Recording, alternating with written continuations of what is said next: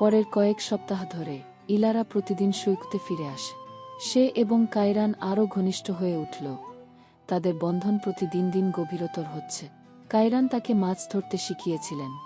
যখন ইলারা দূরবর্তী দেশ এবং রাজকীয় আদালতের গল্পগুলি শেয়ার করেছিল, তারা একসাথে হেসেছিল, একে অপরের প্রতি আস্থা রেখেছিল এবং তাদের সাহচর্যে সান্ত্বনা পেয়েছে। কিন্তু সেই দিনটি যখন ইলারার বাবা রাজা এলারিক তার গোপন আউটিং আবিষ্কার করেছিলেন।